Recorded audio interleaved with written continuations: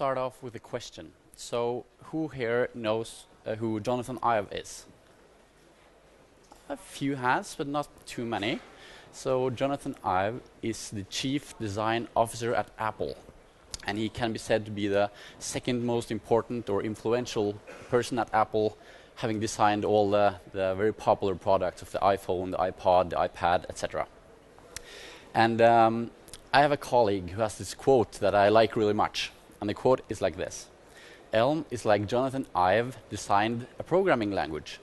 It's minimalistic, it's user-friendly, and it just works. And of course, this quote is a bit silly, but that's why I like it, because it also captures a little bit of what Elm is about. And that's what I'm going to try to show you the next 40 minutes. So I want to do another question. So how many of you write JavaScript at work? Okay, that's pretty much everyone. That's really cool. So I have some few more rhetorical questions for you. You don't have to raise your hand. You can just think if this has happened to you one time or several. So maybe, did you ever ship an app with confidence that it would never break in production? Like 100% confident? Like no lost sleep? For me, I don't think so. After 5 years of full-time JavaScript development. And if you have loads of QA up front, it doesn't count. And maybe, did you ever feel completely safe after a really big refactor of your front-end code? I know at least I never felt very safe. It's very fun, but it's also very scary.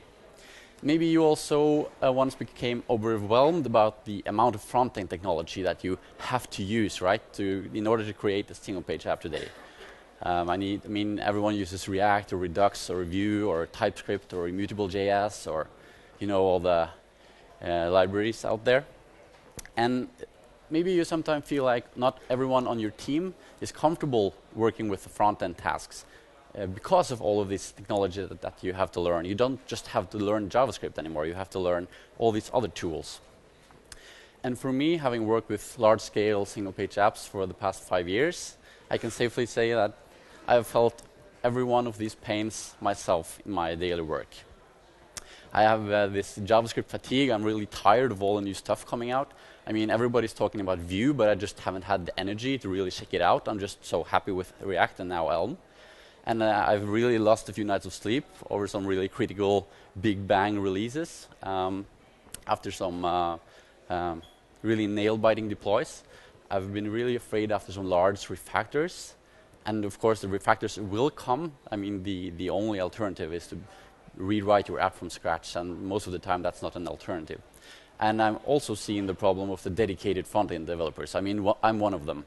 And on every team I've been on, there's this guy who always does the front end, or this girl who always does the back end, or I guess you know the feeling. And some of the reason I like Elm so much is because I feel that Elm addresses all of these issues. And that's also what I'm going to show you during this talk. But Elm addresses these issues while also providing a dedicated peer programmer that's always there for you, that's never sick, that's never hungover from yesterday's party or whatever. And that's the compiler of Elm. It will always have your back, just like in other strongly typed languages that you may be familiar with, like Java or C# or Haskell or typed languages in general. And it also has really good error messages that it can really point you to what's wrong in your code. I mean, I won't compile your code because this thing won't. It doesn't type check, and this thing, and this thing, and this thing. And lastly, you also have a really solid package system, where if a package maintainer upgrades their package and breaks the public API, the package system will enforce that it's a major change. The package system will basically enforce semantic versioning. And it will also enforce that you can't release a package without actually documenting all of your public-facing methods. So that's the really 2-minute introduction to Elm. So who am I to talk about Elm? My name is Erik Wendel. I live in Norway, work in Oslo in a consulting firm with about 400 technologists spread over about 50 different projects. I'm a user interface expert, having worked with JavaScript and so native mobile code for the past 5 years, focusing only on user experience and implementing the UI side of things. I worked with some large-scale Norwegian companies that I guess are unfamiliar to most of you, like Norway's second biggest bank and the Norwegian rail company like Trenitalia here. They both have over 1 million users. I'm the founder of Oslo Elm Meetup and the Oslo Elm Day conference, a one-day conference in Oslo about Elm, the only conference about Elm in Northern Europe and the world's third only Elm conference. And we started using Elm at my project about 6 months ago, and we're now serving Elm in production to over 1 million users. So I'm fairly experienced with Elm, but I'm not the creator of Elm or anything like that. But I'm here to show you how this tool has made at least my day a lot easier. So this is today's agenda. I'm going to show you how Elm works and how it compares to the JavaScript solutions of today. Then I'm going to live code a small example for you to show you how you set up a very small app in Elm. And lastly, I'm going to talk a little bit about does anybody use Elm and for what, and what's their stories. Could you use Elm in your next project? Is it safe? Is it mature? So let's dive into how Elm works. So how does Elm compare to, let's say, React, which is very popular today, right? So Elm is a language compiling to JavaScript. It's not another library, it's not another framework. It's totally different. So just like Apple wants to take control of the entire user experience, right? They own the hardware, they own the software, they own the ecosystem, they own everything. They can give you a very controlled experience. And some people hate that, and that's fair, and some people love that. But what you can say is that it gives them a lot of control over the experience. And like Elm is like a bigger solution, it's a language, not just a framework. It can go farther in promising guarantees in how it will work. And Elm and JavaScript are really, really different. So if you know JavaScript, you will pretty quickly realize that the syntax and the semantics of Elm are pretty different. But likewise to React, Elm uses only pure functions and a virtual DOM. So the way of rendering things to the screen is very similar. And you create this tree of components, similar to React components. But the big difference is that, unlike in React, you can't have component state. So you can't have local state inside of your components, as I will show you later. But Elm uses the Redux architecture. Actually, it's the other way around, because Dan Abramov, the Russian creator of the Redux, he actually discovered Elm sometime in 2014, 2015, and he just really liked how you write apps with Elm and the Elm architecture. And he just thought, hey, we should have this in JavaScript. And that's part of the reason why Redux was born. And it's also attributed in the Redux docs. So I would say that Elm is basically React Redux with a lot of type safety, and more type safety than you would get with TypeScript or Flow. So this is how it works at the uppermost level. So Elm will compile your app to a JavaScript file, and you will include that JavaScript file in your HTML, and it will add this global object called Elm. And you will say, hey Elm, render my app named main inside of this DOM node. So it's basically the same way you render a React app, and probably also Angular apps and Vue apps, etc. So correctness, maintainability, and developer friendliness is the biggest focus in Elm. The creator of Elm has said that these three things are the most important things when he's adding or removing language features. And it's a functional language in the family of ML. So it's quite similar to Haskell, F#, OCaml, and these kinds of languages. And it has this pretty incredible promise of no runtime errors, meaning that your code will not crash runtime. And of course, it's a promise with some exceptions, but most of the time it's true. The company in the world with the most Elm code have about 200,000 lines of code, and they still haven't had a runtime error in production. And it's very opinionated. In the JavaScript world, you can solve every problem in like 10 different ways, right? But in Elm, it's like, this is how we solve this problem. No other way. And for some people, they don't like that, and that's fine. Then maybe Elm's not for you. But if you like the simplicity of just having a single way to solve all the common problems of making web apps, Elm does that in a good way. So let's look at some key language features. All data is immutable, and there's no null. And therefore, there's no null pointer exception. So that's part of why you can remove the runtime exceptions. So the ML family was created to write stuff like compilers and programs like that simply cannot produce the incorrect result, right? That's the most important thing.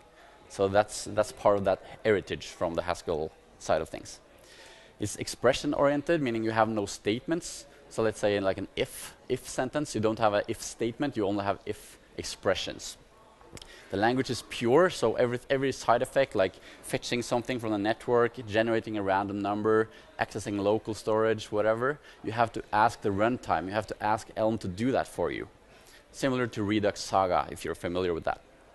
And architecture, like the way you structure your code, is included as a part of Elm. It's a built-in feature. So there's no, should I do like the Redux way, or should I do like a message bus system or whatever. It's just, it's there. It's the only way to do things. So whenever you open a new Elm code base, it's architected in pretty much the same way at the top level. And while Haskell is said to be a very difficult language to learn, Elm has stripped away most of the complex features and only kept like a small but very expressive set of features in the language. So it's pretty easy to learn the language quickly. I've seen summer interns learn Elm in like 3 days and commit code to production. And that's pretty unique. So let's start looking at some code. So since we're doing functional programming, functions are very central. So this is a simple function called increment, which takes one argument, x, and returns x plus 1. And 5 is a constant, or like a variable in JavaScript, except it never changes, which is the result of calling increment with the number 4. So you see that when you call a function in Elm, you don't use the parents like you do in JavaScript or most other languages. You just use a space. And you see there's no types. I've been talking about types a lot, but there's no types. And that's because Elm has full type inference. So Elm can see that, increment gets this parameter x, and I see that you add 1 to x. So x has to be a number, right? Because addition only works with numbers. Because you don't use plus for string concatenation in Elm. You use plus plus. But you want to be a good Elm citizen, so you want to write the types. And this is how you do that.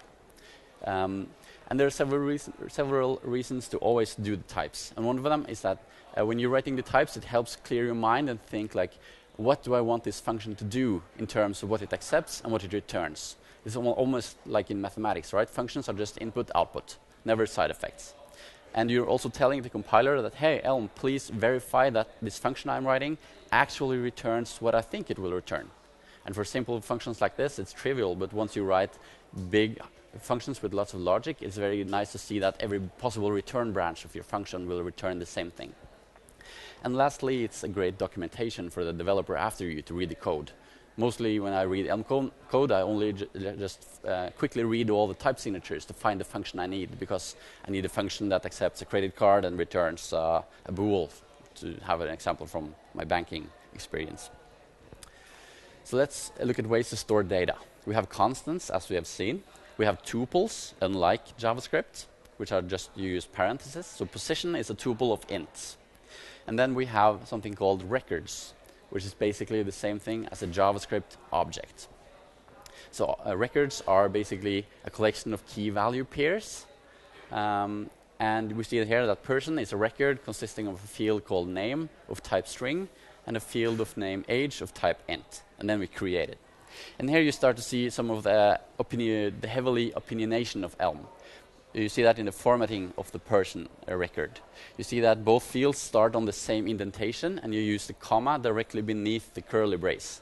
So that's pretty uncommon. I haven't seen that in too many other languages. But once you get you get used to it, it's actually really pleasant to use.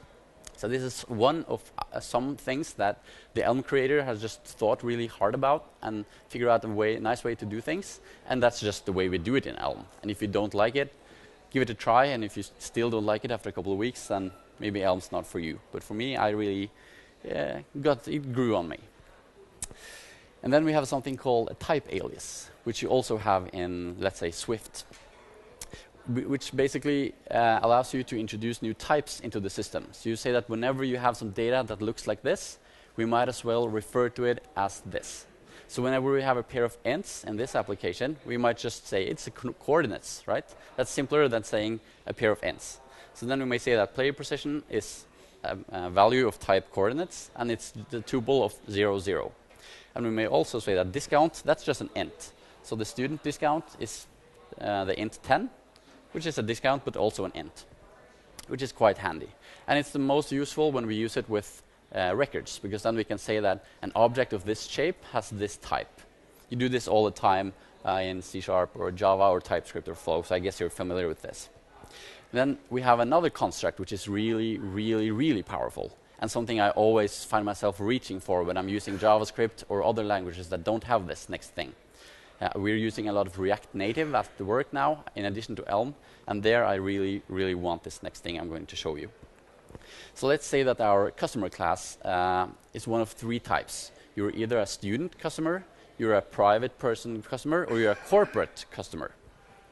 So let's say if you're a student, you have a student discount. And we'll represent the type field as a string because that's what at least I would do in JavaScript. So let's say all students have a student discount, and that's an int representing the percentage of discount you have. So this student, myself, 5 years ago, has a 50% discount. But then time flies, and I'm suddenly started working, and now I'm a corporate customer. So now I have a company name, which is a string that I want to appear on top of my invoice because it makes me look cool, and it's all that legal stuff, you know. But then I still have a student discount field. In JavaScript, it would be null, but in JavaScript, we don't have null. So we have to, in order to satisfy the type system, we have to put something there. And you can't put 50 because I don't have a 50% student discount, so it has to be 0. And that's a little bit weird because I don't have a student discount, but it's saying that I do, except it's 0. So something doesn't quite make sense. So this is why where we would use something called union types, or sum types, or discriminating unions, as they're called in F#. So it's quite similar to an enum, but a bit more powerful, as I will show you. So this is a type called customer type, and it has just 3 values. You're either student, corporate, or a private. It's like an enum, basically. But then now we lost the student discount field, and we lost the corporate name field. So each of the branches, or the different values of the union type, can wrap data or contain data. So you would type it like this. So whenever you have a student value, you need to have an int to go with it. You can't create a student value without an int. The compiler will make sure. It's not possible. Likewise, with the corporate value, you can't create a corporate value without passing it a string. It's like a constructor. You have to give it a string, otherwise you're not calling the function. And you would use it like this. So this is let's say we want to extract a discount field from a customer type. So we'll make a function called getDiscount, which accepts a customer type and returns a discount. And we'd use this construction called a pattern match, or a case expression. So we would say case class of, and they then have a branch for each of the different types of values of the union type. So the return value here are either discount 0 or 0. And you see that the values that are contained or wrapped within the different branches are being extracted or pattern matched here and here. And then you have full type safety in all of this. Let's think about how we would do this in JavaScript. It would be a lot of ifs, right? And you can just mistype one of them and put them in the wrong place, and it would break in production, or runtime at least. And you also have an added benefit here that you can't mistype the field. If it was a string, you could write like a student without the last T, right? It's very easy to do. But here, the compiler would say, hey, I don't know any branch value of the union type, customer type that's called student. It will have your back. And similarly, if you add a new branch, let's say you have a senior citizen customer type that also has some discount or some free products or whatever, then Elm would know all of the places in your code base where you access this value, and it would say that, hey, you forgot your new branch here.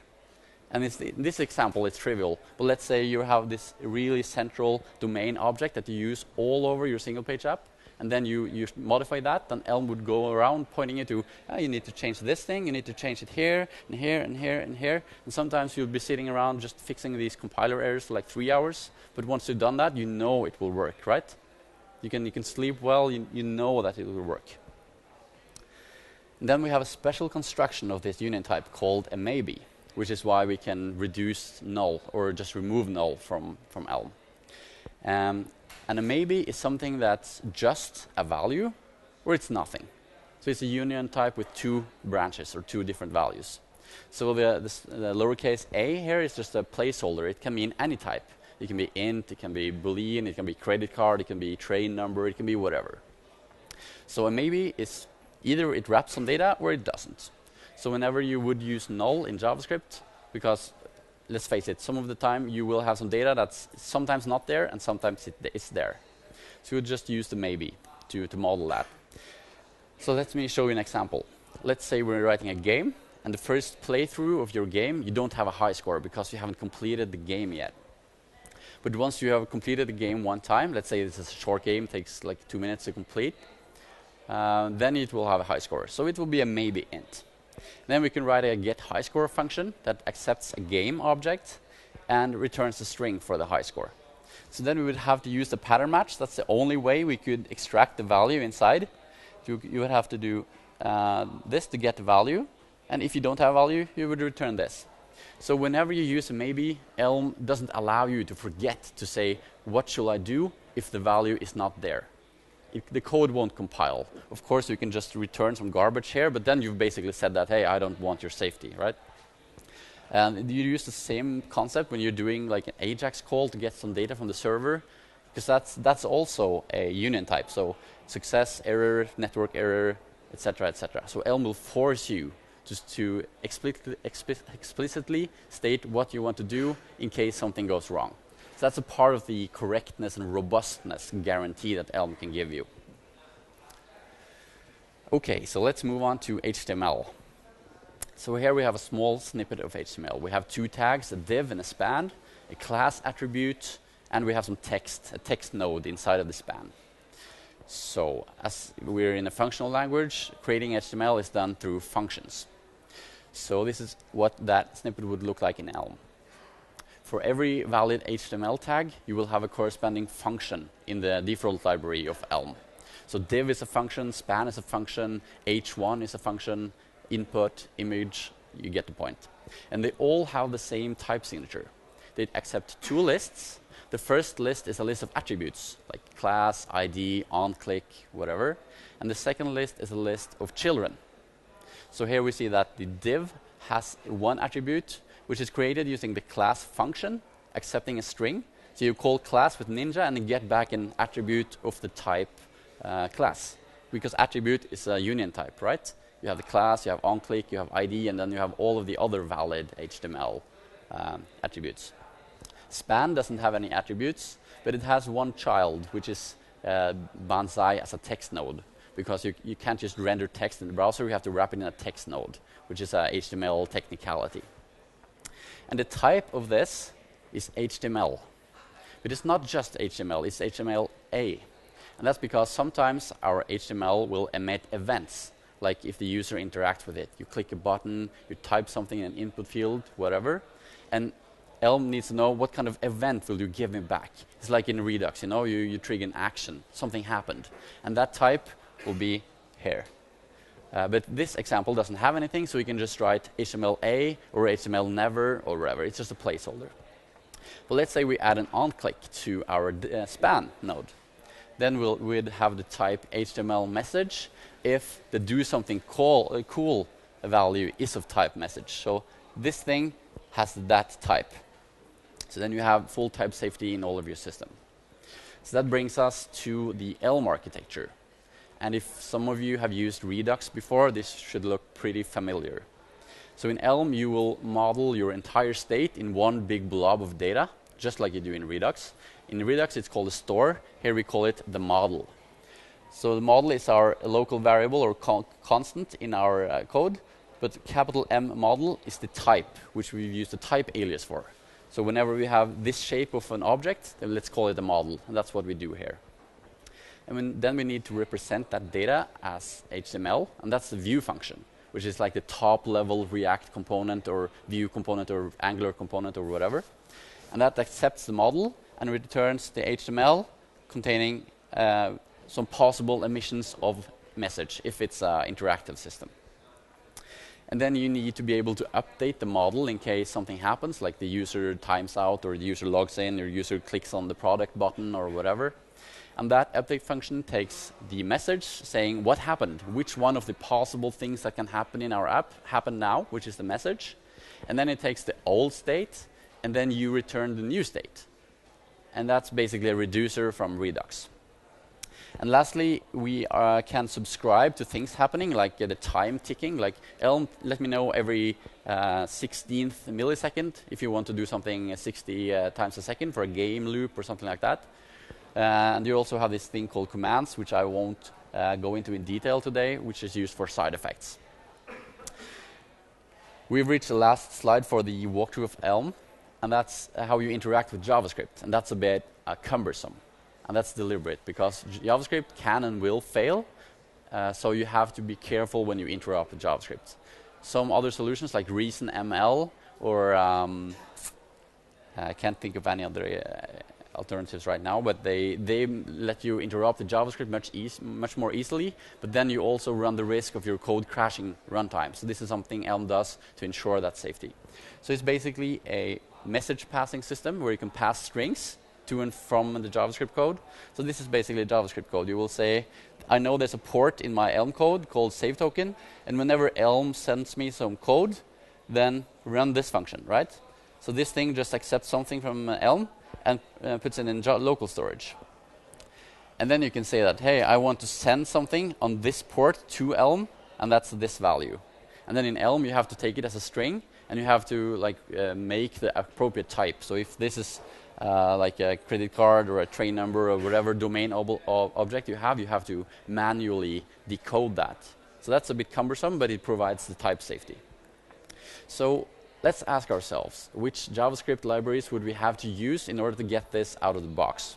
We'd have to use React to get the virtual DOM and that rendering model. Whenever the model changes, everything will just re-render automatically, right? That's really nice. And we'd have to get Redux, because that's the way architecture works in Elm. You'd have to get immutable.js for the immutable data structures. You'd have to use TypeScript or Flow for the type safety. And let me remind you that the type safety in TypeScript or Flow are dramatically weaker than in Elm. And then you'd want to use ESLint to make sure your code is formatted in a consistent and nice way, because in Elm, every problem has like one solution and one way to format things, but in JavaScript it's much more flexible. So that wraps up the first part.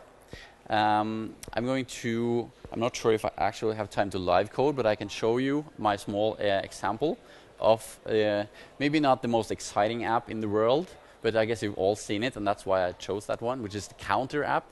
So you have a number, you have 2 buttons, you can click the buttons, and the number will change. So let me just quickly enter my editor for you.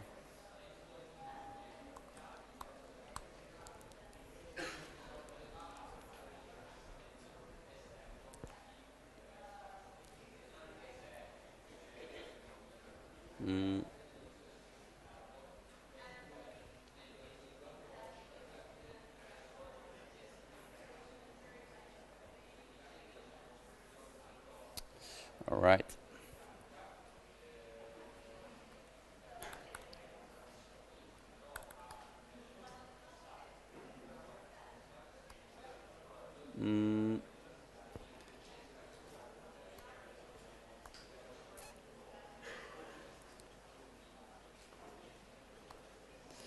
Just one missing import here, and then we'll be ready. There we go. That's my beautiful little app. This is one of the default examples that Dan Abramov also used when he demonstrates Redux. So let me walk you through the code. First, we're doing some imports because we want to have the onClick function and the class function from the HTML attributes and the event packages. And then we're creating a type alias for our model, which is just a convention in Elm. So in this app, we just need to remember one int, and that's why we say that the type alias model is just an int. In a real app, this would be a large object with lots of fields, right? Like the user ID and the login token and all of your domain objects and data from the server, etc., etc. Then you have the view function, which accepts a model. Let me make that a little bit bigger for you.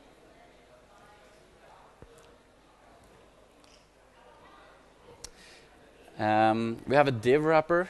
We have 2 buttons with 2 different onClick values. And then we have text on them. And here we have we have our model, and we put that into the DOM. And let me explain to you this syntax. We'd want to render the model inside here, but Elm will say that, hey, model is a list of HTML, but it should be... Basically, the problem here is that model is an int, and HTML isn't the same thing as an int, so you need to cast that explicitly. So you can do the text function to make it into a HTML text node, but that doesn't work either because text accepts a string and not a model. So you'd have to toString the model and then pass that into the text. But the problem here is that this is treated as the first argument to text, and this as a second. But what we actually want is to evaluate this and then pass that into text. So you'd either have to use parents, and once you nest this a bit deep, you're really into like the Clojure, the Lisp side of things with lots of parents, right? So you'd rather use the pipe operator from F#. So you'd start with the model, and you'd pass that into the toString function, and you'd take the result from that and pass that into the text function. So that's what we had here. And that's a really common pattern in Elm and other functional languages. And then we have our union type, right? The message, which is just a convention in Elm. So the things that can happen in this app are the increment and decrement values. But in any real app, it would be a much longer list. Like user logged in, user timed out, user clicked log out, whatever. And the good thing about that is that if you're ever wondering what kind of events does my app support, then you can just check the message and it will be there. If it isn't there, it isn't supported, right? Then we have the update function. So this is a really simple one, but it has the same pattern as in a larger app. You would do a pattern match on the message. Let's say, what kind of event happened now? Oh, it was the increment value or the decrement message. And then we return different things. So in a real app, this would just pass on to large functions living in their own files, basically. And then lastly, we have the main function. The main function is what is rendered to the screen. And here we use a function called HTML beginner program that accepts one object with the model, the view, and the update. And that's basically the simplest part of the Elm architecture. You could add subscriptions here and change the function signatures a little bit, and then we have a proper app. It's not much more complicated, but I won't have time to show you today. But it's pretty much the same thing. I'd like to note one more thing, and that is the main function is the only thing that's rendered to the screen, right? But in JavaScript, let's say you have a large app, you have like 300 files, and you have, let's say, hundreds of thousands of lines of code, and then every line of every file could possibly go into the DOM and change something. I mean, you don't know. You'd have to read all of that code to know which parts of my app could possibly go into the DOM at any time and change something. But here you know exactly what is being rendered to the screen. And that's true for all Elm apps, basically. So that concludes my small code demo. Let's go back to the slides.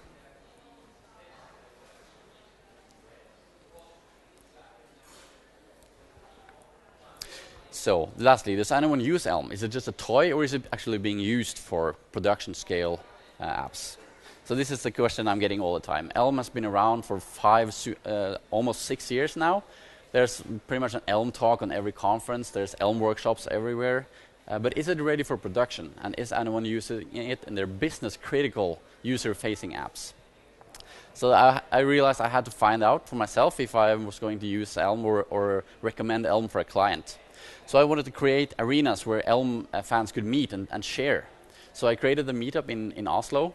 And with no marketing, I just created a meetup at meetup.com. We got about 150 members in about a month or two. And now, over a year later, we're almost 400 members. And in Oslo, which is not the biggest city in the world, that's actually it's one of the biggest meetups in Oslo right now. And we're doing one meetup every month. So I met a lot of people here, hearing their stories, basically. And then we figured out that this guy, Richard Feldman, one of the most famous people in Elm, he was going to Paris for a conference. So I mailed him and said, hey, would you want to go by Oslo on your way home? And he said, sure. Then I had a question, should I make a large meetup with him, or should I just do a conference? And hey, let's just do a conference. And we were not sure if people would come, but we got over 100 attendees and 10 speakers from 5 countries. All of the talks are on YouTube and for free, of course, if you want to see some Elm talks. I think they're really good. And we're doing it again next year in May. So if you want to come to Norway, please stay in touch. So I asked the people at the conference and people at the meetup, does anyone actually use Elm? And the answer is actually quite surprisingly, yes. People are using Elm for like real stuff. So I'll want to share 2 small stories with you in the last 5 minutes of the talk. And these apps were written in Elm for different reasons, because there's different motivations for using Elm. So this is a conference in Oslo called JavaZone. It's just not about Java, it's just really popular, and the name is really entrenched, so they can't change it, but it's about JavaScript, mobile, and everything. It has about 3,000 attendees, and there's this huge info screens up here that they are 7 meters by 10 meters, and there's 2 of them. And one of my friends is organizing the conference. It's a non-profit, so everyone can just help out. It's community-driven. So he got the task of rewriting this one because it was in old backbone code, and nobody understood it. And then he was thinking, this screen is 7 by 10 meters. That's 70 square meters, and there's 2 of them, so that's 140 square meters, where all my colleagues, customers, friends, and people from school can see how I messed up if I don't get it right. So we were thinking, okay, let's try this Elm thing, because I've heard it's supposed to work. When your code compiles, it should work. And he did, and he was actually really pleasantly surprised. And now they're using Elm for like their call for paper system and all the website stuff and things like that. And most of the people in the community around JavaZone are Java people. They don't like JavaScript. But the cool part is now they're actually doing front end because they like Elm, because it has types, it has a compiler. It's a quite pleasant experience, and I think that's pretty important, because then you have the entire team working both on the back and on the front end. Even though if Java and Elm are really different languages, they're both typed and compiled languages. So I think that's worth mentioning. And then we have my own projects where we did like a seat reservation app, very small, for when you book a train ticket. And we actually had summer interns doing this, just to see that can like a third grader from computer science university manage this, and would he or she enjoy Elm? And it turns out they did. They completed this project in like half the time that we had set up for them.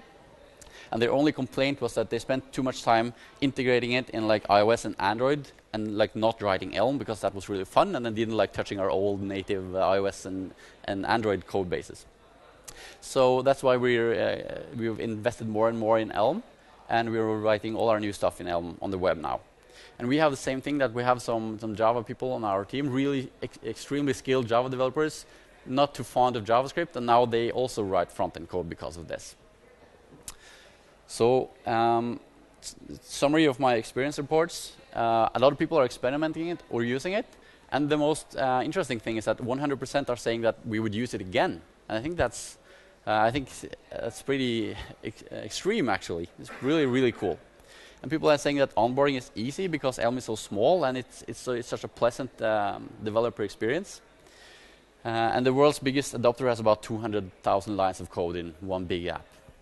That's really, really big. Of course, there's some bad use cases for Elm if you're making a prototype or something else that's really small, or speed is all that matters. You're like a startup. You don't care if it breaks every now and then. You just want it out there, just testing the market. Then maybe JavaScript is a bit better. If you use a lot of third-party code that would be difficult to integrate with, then maybe Elm would be a bad choice. Or if nobody on the team likes functional programming, or even is remotely interested in learning functional programming. But of course, if you know that large refactors will be coming, Elm is great. If you have a big, complex domain logic, it turns out trains are really complex. I didn't know that before I started working at the train company.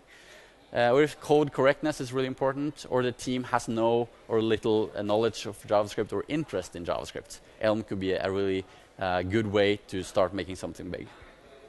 So it addresses all the challenges. I hope I've managed to convince you about that. Elm doesn't give you server-side rendering yet, so if that's a big issue, don't go for Elm, but it's coming. But it gives you a language without runtime errors. It gives you superb refactoring support. It gives you a front-end code that can work for the entire team. It gives you a really good developer experience. You'd have to try that for yourself, but I really feel so. It has Redux built in, and it uses React's virtual DOM. The ecosystem is currently small compared to React or JavaScript, of course, but it's large enough to get stuff done.